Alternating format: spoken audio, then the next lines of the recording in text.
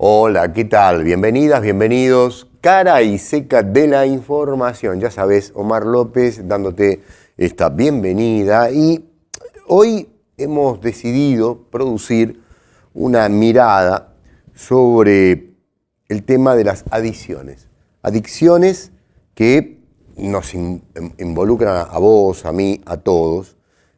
Porque a medida que la crisis se incrementan las condiciones, la debilidad del cuerpo social, y me parece que estamos frente a un campo que requiere atención desde distintos lugares. Sobre todo cuando el Estado emprende retiradas, se ve mucho más la crisis. Esa punta del iceberg se hace más grande, más visible, más notoria. Quisimos ir al campo. ¿Y cuál es el campo? En este caso estamos hablando de la psicología, y con alguien que tiene experiencia clínica y con alguien que está tratando al sujeto, a la sujeto en la experiencia concreta de los dolores que atraviesa el tema de la adicción. Marcela Rilco es nuestro personaje invitado o personaje invitada del día de hoy. Le vamos a dar la bienvenida y poder hablar de esto que nos preocupa a vos, a mí, a todos nosotros realmente y mucho. Marcela, bienvenida, muchas gracias por estar Gracias acá. a ustedes por invitarme. Contame un poco, Marcela, ¿cómo estás viviendo como psicóloga, psicoanalista, cómo estás viviendo este tema de las adicciones en este momento? ¿Cómo Bueno, estás viendo? Vos lo planteaste bien cuando dijiste, bueno, esto es un campo que tiene que ver con la salud, ¿sí? Y que en tanto tiene que ver con la salud, involucra lo que es la salud pública. Y en tanto que involucra la salud pública, involucra al Estado. Y lo que vos bien decías, estamos viendo cada vez más una ausencia del Estado en lo que tiene que ver con la subjetividad, con la constitución de subjetividad, ¿no? En la época moderna era el Estado el que regulaba la subjetividad con sus instituciones. Teníamos la escuela, el Poder Judicial, los distintos poderes que operaban y funcionaban marcando ciertas cuestiones que tienen que ver con lo legal, lo que se puede hacer y lo que no se puede hacer, y regulando lo que nosotros desde la psicología por ahí denominamos desde el psicoanálisis el goce, ¿no? Hay un corrimiento del Estado, estamos viendo ahora en la nueva modernidad, donde los que empiezan a gobernar es el mercado, ¿no? O sea, ya no es el Estado el que regula la subjetividad, sino que empieza a ser el mercado. Y en tanto el mercado empieza a regular subjetividad, hay un discurso en el cual todos somos consumidores.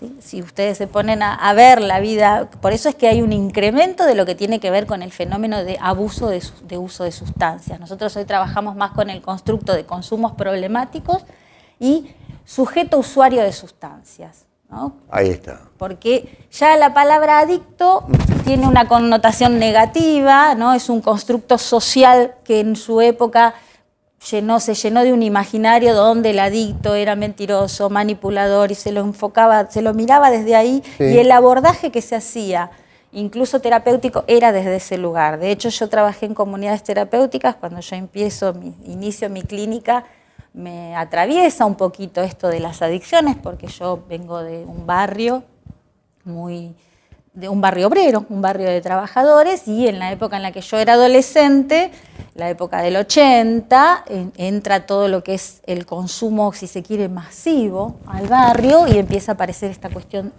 que venía con el consumo que tenía que ver con el HIV y el SIDA.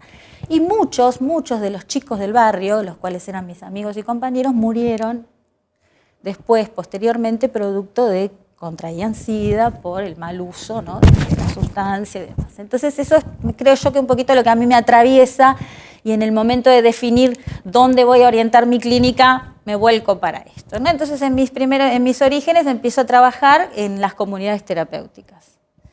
Y en las comunidades terapéuticas el enfoque que se da para el tratamiento del sujeto adicto es un enfoque abstencionista, ¿no? Y entonces la mirada es esta, el constructo es, el adicto es mentiroso, manipulador, vago, todo lo que tiene que ver con una connotación negativa, hay que aislarlo de la sociedad, hay que recluirlo, hay que hacerle cierta psicoeducación para que empiece a tomar aquellos valores sociales y demás.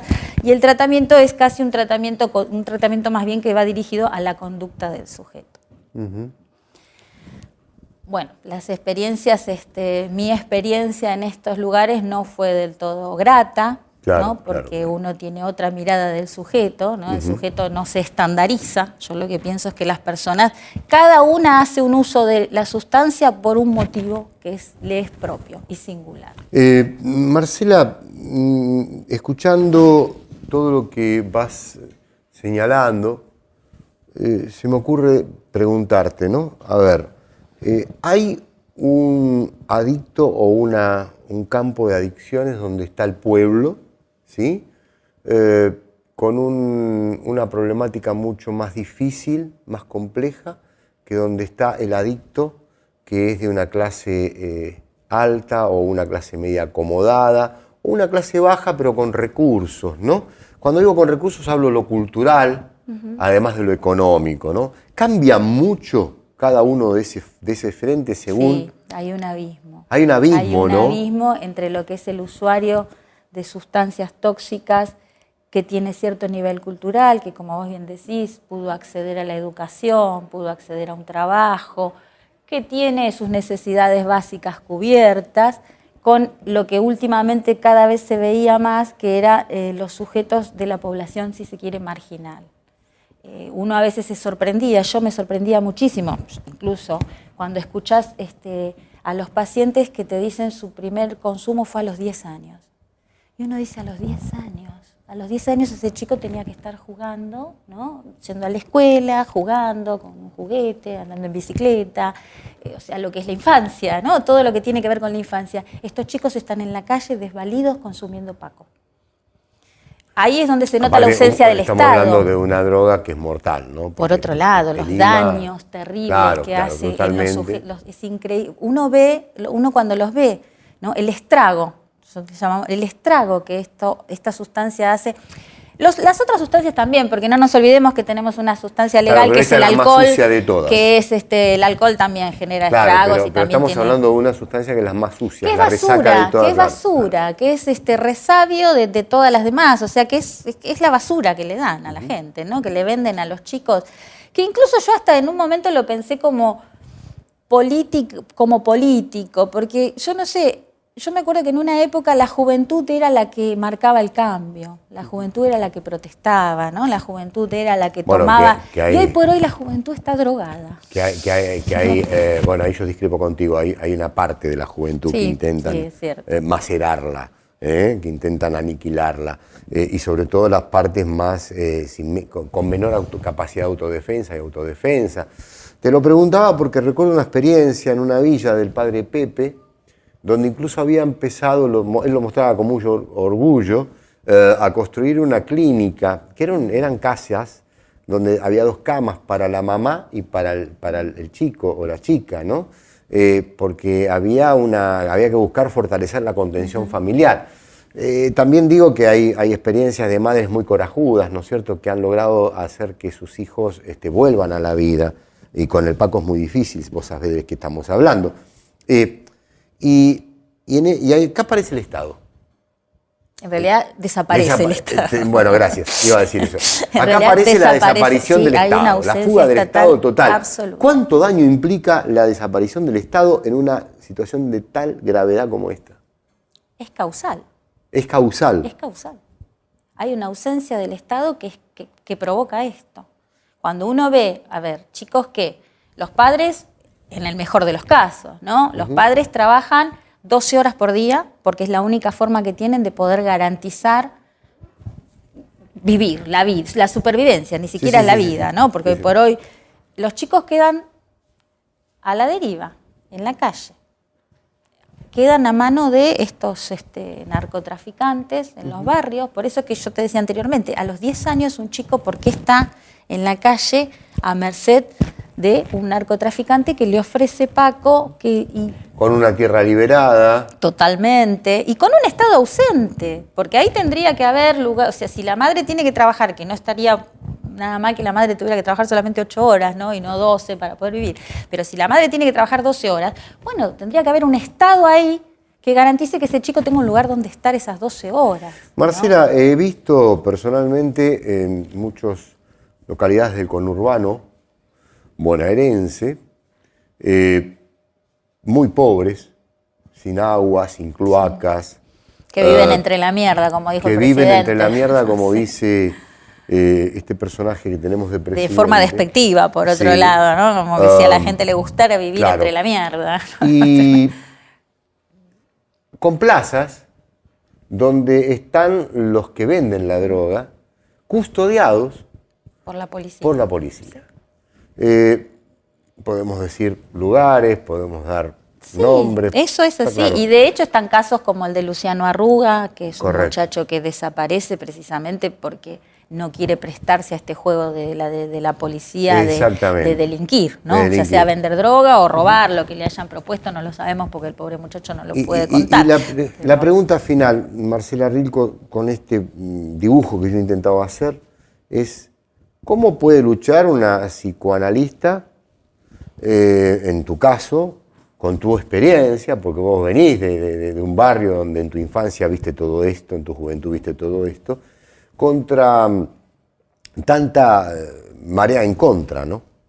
¿Cómo se lucha? ¿Cómo se ayuda a esa persona a poder, y a esa familia, a poder recuperarse ante una situación de estas características? Mira, en principio yo siempre puse el cuerpo, ¿no? O sea, trabajando en la comunidad era algo que no me pagaban absoluto, o sea, me pagaban pero nada, apenas para el viático, entonces era ir para poner un poco el cuerpo ahí y escuchar esto y saber de qué se trata. Hoy por hoy estoy tratando de actuar insertándome en la sociedad, en estos lugares, ¿no? Hay un lugar en Lomas de Zamora que se llama La Toma, Sí. que es un centro cultural que se tomó en la época del 2000, se tomó ese lugar y se hizo un centro cultural. Mi idea es poder empezar a trabajar ahí con grupos para chicos que estén con problemas de adicción y demás. El Estado a veces hace obstáculo porque tienen que autorizarte, porque si no después vienen y te cuestionan el ejercicio que vos estás haciendo ahí como profesional, si lo estás haciendo en un marco legal o no legal.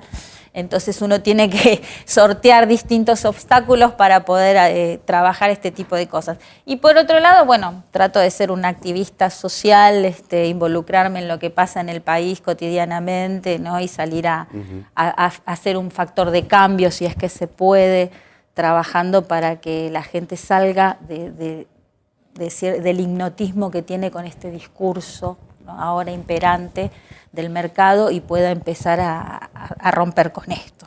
Yo te quiero agradecer muchísimo, Marcela, que hayas venido, que podamos tener, me quedo con todo lo que dijo ella, ¿no? Pero me impacta al principio de tu relato cuando decís, bueno, yo vengo de este barrio, yo pasé esta experiencia, yo pude salir, pude estudiar y hoy estoy ayudando con todo el aprendizaje que tengo, ¿no? Y eso implica un mérito trascendente, por lo menos para quien está hablando, ¿no? Porque una cosa es vivir, ayudar con una comprensión y otra cosa es vivir y ayudar con una experiencia ya vivida, ¿no? Sabiendo a qué te estás enfrentando, ¿no? Y esto es que uno a veces piensa, ¿no? Digo a modo de despedida, ¿cuántos estados necesitamos como Marcela Rilco? ¿Cuántos estados con la vivencia concreta, la experiencia que suma y la capacidad de atención y de asistir? Necesitamos ese estado que no está. Y hay que luchar por recuperarlo. Marcela, te agradecemos mucho que hayas venido, muy generosa, y ojalá que se repita esta visita. Gracias a ustedes. ¿Sí? Queda mucho en el tintero. Cuando quieran. Es un mundo. Un abanico, se puede hablar de un montón de cosas. Recuerden que el Estado y el poder siempre generan una adicción, de la cual hay que hablar mucho en la batalla cultural. La adicción a creerte que la resignación es una esperanza. Es la esperanza de los vencidos, como digo yo. Y hay que romper esa creencia. Hay que romper esa adicción. Hasta luego.